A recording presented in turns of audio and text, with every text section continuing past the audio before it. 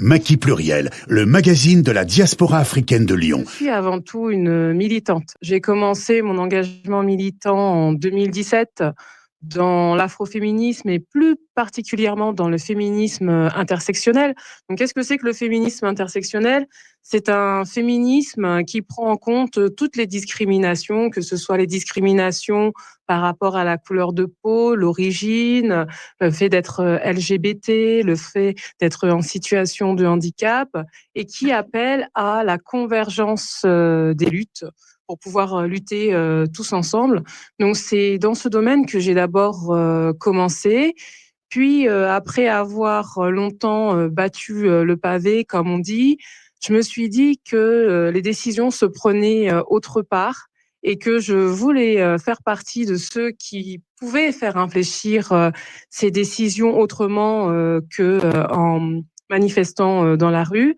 Et c'est comme ça que je suis tombée, enfin pas par hasard, j'ai entendu dans le discours politique des mots qui m'ont fait tilt, comme le mot peuple, par exemple. Et je suis toujours Miss, oui, afroféministe. mais tu avais quand même un réseau que tu Voilà. développais, tu faisais plein d'actions. Et ben, il est toujours actif. Donc, je suis fondatrice du réseau des femmes afrodescendantes.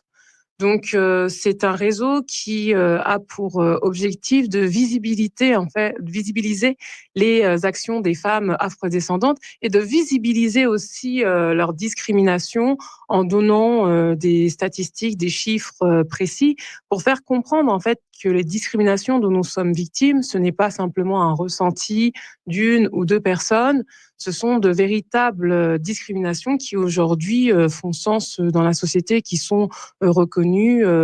Il y a de nombreuses études qui ont été menées sur le sujet en France et pas seulement aux États-Unis. C'est une continuité parce que je peux toujours parler d'afroféminisme et de misogynie noire au sein du groupe La France Insoumise que j'ai rejoint.